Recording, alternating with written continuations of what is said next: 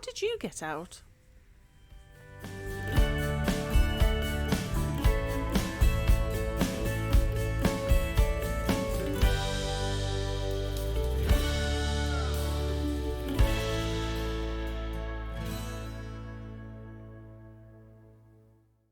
Hello everyone and welcome to something a little bit different.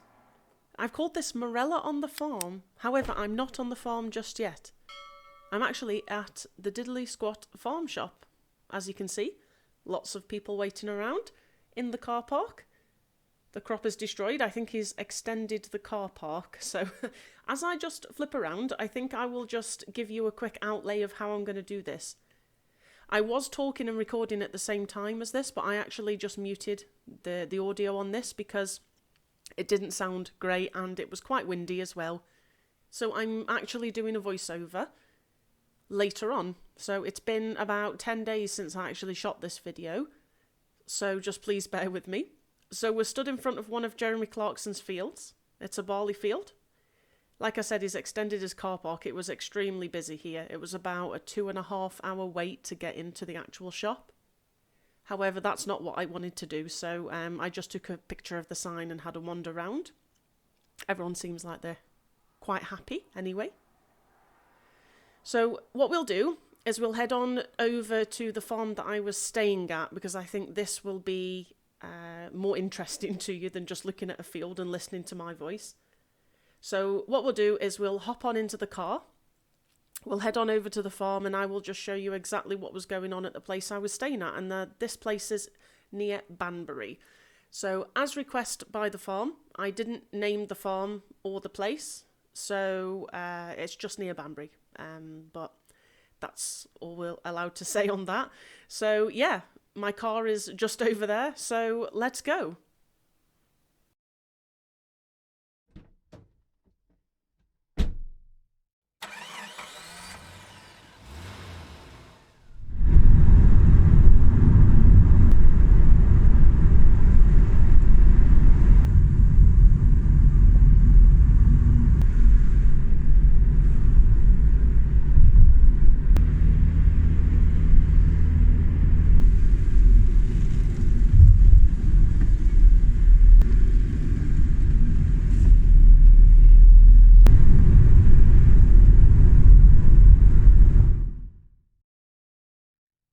Okay, so here we are at the farm. So I've just left our sort of barn conversion that we were staying at. So right opposite where we were is this lovely Ford and a bunch of bales. Now, I must apologise in advance that I'm trying to fit all of the, voiceover. I'm trying to get that all in. I'm not really sure how long each video is, so there might be a few inconsistencies, but you get the general idea. I'm not the best at videoing, so I'm sorry about the video quality. It's a little bit shaky. It recorded in 30 frames per second, just because that's what the camera sort of stabilises itself at. Otherwise, it would have been a little bit jerky, I think. So now, I think this is a cedar. I assumed it was just because of the tank and the pipes that were coming off it, but it looks like it had been used fairly recently. Now, as per all of my machinery, it doesn't really get washed very often. So that's an Accord. I think that is a cedar. I think we have those in game as well. Which is pretty interesting, just there at the end of the yard. Pretty much out of context. Now, these large open barns actually do house some of the calves sometimes. And the owner of the farm did tell me that the only interest they really get is when people come over and they can see the calves just before they get into the barn. But generally speaking, he was quite happy for me to have a look around. He was quite surprised that I was actually interested in what he was doing. So yeah, like I said at the beginning of the video, I promised him that I wouldn't mention the farm name and I wouldn't film them, the guys doing any work either, which is fine because I really didn't see anyone anyway. So we had a couple of stables here, but they were quite neat. They looked a bit run down on the outside, but they actually looked quite neat on the inside. Really good. Now, apologies if you can hear any of my breathing. The microphone actually picked up quite a lot. But rather than do this in silence with me just talking to you, I thought I'd have the noises in the background just to give it a little bit more depth, to be honest. I was considering doing, you know, like music over the top, but I just didn't think that would have worked very well. So we got a topper here, and the Ford, which was actually really nice. Now they're all working. I thought that this might have been Demic, but it actually isn't. They've got four Fords that I saw that were working all together. Now I believe that's a mower. I've never seen one of those before, really, so I believe it's a mower. And they had plenty of bales for storage. Actually, the day before this, saw them taking some bales with the Manny around to the other side of the farm. So it's a really neat 5610 that they've packed with just probably whatever weights they could find. So yeah, I was really surprised. He said, you know, go and film what you want and go and see what you want. Just by the animal trailer is where we were staying, in that little house they'd made. Yeah, nice, neat straw stacks. That's what I like to see.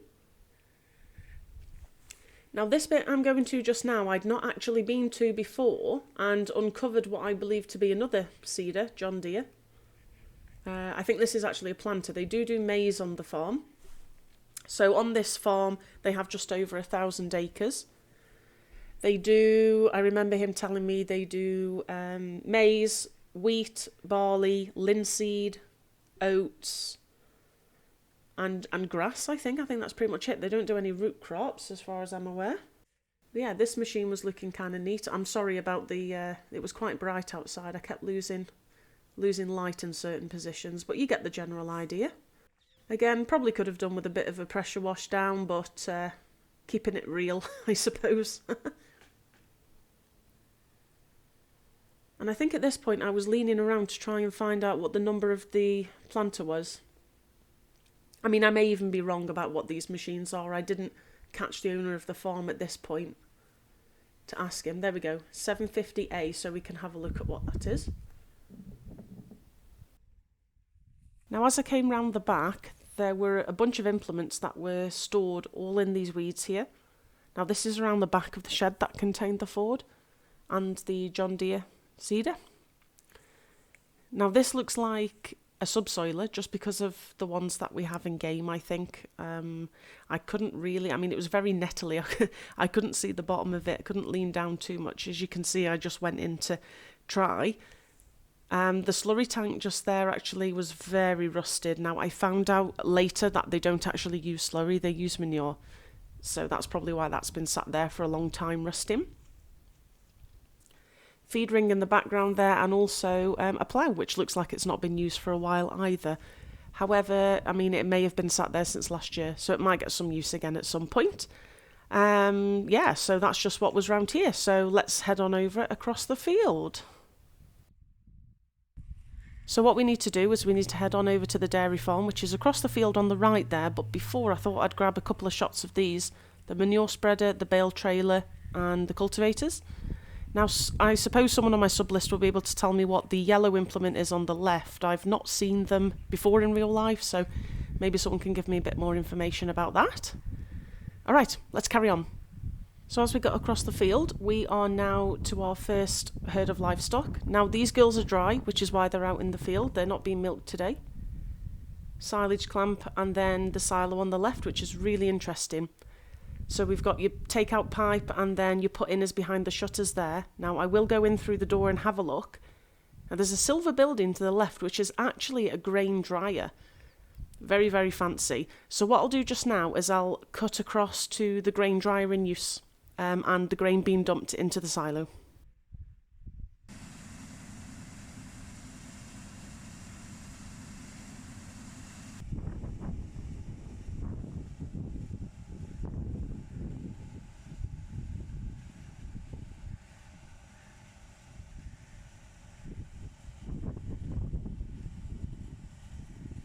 Okay, so the second video of the grain dryer being used, it wasn't as loud on the video. I think it picked up more of the wind, but that's okay.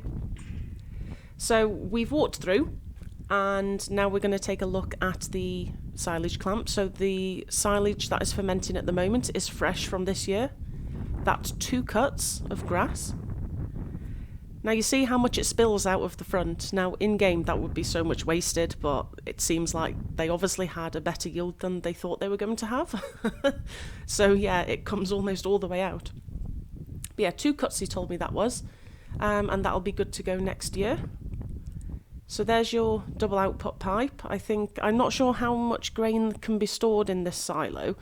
When you get in, you'll kind of see how the setup is. So there's a bunch of conveyors. So just a little bit to the right there is where the grain is dumped. And just in front of you, that big steel bin is in actual fact where the grain goes. So I imagine, I didn't go up, but I imagine there is compartments in there. The dumping that you just saw was of oat that he'd done that afternoon. I took that actually when I was on my way back home, and he was dumping it into this pit just here. So that would have gone straight up into the dryer. I think the dryer takes it from there and goes straight up, yeah. So what we'll do now is we will head around through the other door on the other side and take a look at what's around the back there of this bin just here. So we're here on the right hand side of the silo now. There was grain all over the floor, as you can imagine, but not much wasted. I don't think there was anything in that trailer. I think that trailer was sat there empty. It may have had something in it previously that was dumped before. Now I'm really sorry for the quality. It was quite dark in here, and I think my camera's really struggled on my phone to optimise the lighting that was coming through that back door there. So yeah, it kind of looks like we're tripping a little bit, so I apologise for that. I'm not entirely sure how these grain bins work. I know that there's a walkway up there. Like I said, I didn't actually go up, but I did see the owner as I was walking back to the house be up there before. And yeah, extra storage for loose grain as well, which is actually what they use for their ration mix for the cows. They use their own grain. And this is what happens when you try and take grain that does not belong to you. And so we're outside again, just outside the silo, and we've come to see the second silage plant of the farm, which is actually maize silage. So this was last year's maize crop that they fermented. And as you can see, they've worked their way through a decent amount so far. Great.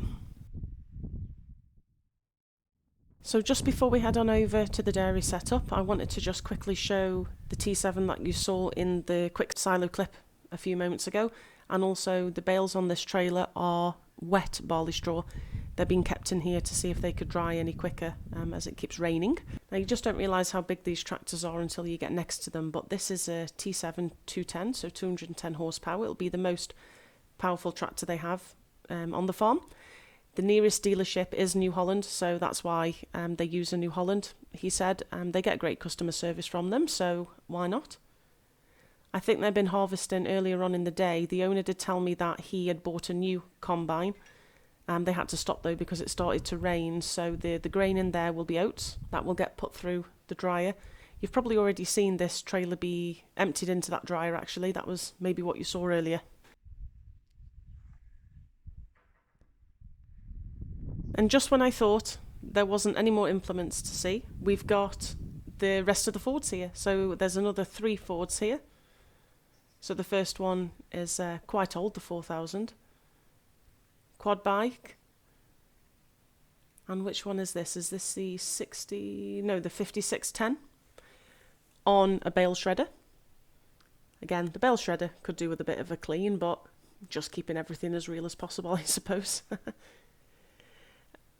So we see these kind of in game, those bale shredders. Very, very simple. And there's the Manny, you just see, with the forks on. The lighting was sort of coming at me, so I'm sorry that the Manny is a little bit dark. But yeah, you've seen those in FS as well. Really, really useful. And then we've got the 6600, another Ford. Really reliable, I was told, actually. And that's pulling the Keenan mech fibre. So that is for the ration for the cows. Very, very good machines. And yeah, had to go and see them just before I nipped into the dairy setup. But on the left-hand side, we had the milkers waiting to go in. And these girls are stunning, and they're so friendly as well. Their coats are lovely and shiny. They get treated better than probably most humans. not a peep out of them. Really, really content. Now you will notice that some of them do have collars around their necks. Now that's kind of like a GPS tracker, but also it's a health tracker, kind of like your Fitbit, which actually sends information back to a computer program, and it's actually counting the amount of times that the cow was cuddying. So if the cow stops cuddying, then we potentially got a sick cow. So that is really fantastic that they can digitally keep an eye on that. And now we're getting across to a different shed, which contains all of the heifers. All these girls are pregnant and they've been separated. I managed to just kick some feed closer to them, which I think they appreciated. Now the farm works on a breeding cycle from Holstein Friesians, Montbelliers, which are excellent milking cows, and Norwegian Reds. Every 4th generation will be a Holstein then, in that instance. Really healthy looking, silky coats. Really great to see. And in the shed next door, we're getting to the calves that they have on the farm just now, as you can hear. Very loud in the background there. They're all standing up because at this time of day, they actually will get fed. But yeah, as you've seen from the intro clip, one escaped. At this point, I wasn't actually sure whether the calf should have been there or not, but judging by the pens on the right-hand side, I don't think it was supposed to. So as you can see, they're all getting ready to be fed, so I don't think it's fair that I stand here much longer. So what I'll do now is I'll start making my way back to the dairy building. I did see that the milker was actually loading up the computer program for the beginning of the night. But as we go past, we can see we've got more grain store. What's on the left there, I was told, is all the additives for the ration mix that they make. So their ration mix is actually made and given to them based on an American company who compiles a bunch of information about each cow. Depending on their lactation cycle will depend on how much feed they need as well and what nutrients they need. So it's actually quite a decent setup that they've got, because nutrition is key to getting excellent milk from the girls. Probably someone else was expecting some food as well as I went past. Like I said, they are really friendly and none of them seem too phased at all, and I think that is partly due to excellent handling. The noise I'm making in the background is just so that they're aware that I'm there. That's something that I got used to doing when I was on the dairy farm in Shetland. Sort of making that noise just to let the girls know that I was around them and that they can trust me. So again, I just turned over their feed as well. I think they were a little bit more interested in what was on the ground also. Right, so let's get these calves fed. So the next clip I'll show is us feeding the first set of calves. And in the background, you'll hear the milker just explain to me about why the calves are frothing and producing a lot of saliva on the teat.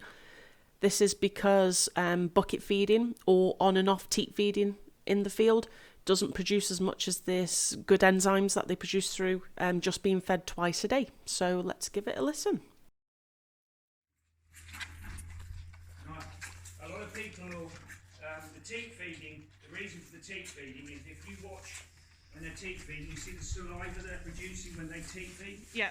That helps with digestion. Oh, I see, okay. Yeah, you don't get that from, we're teaching them to drink out of a bucket. I see. Out of a bucket.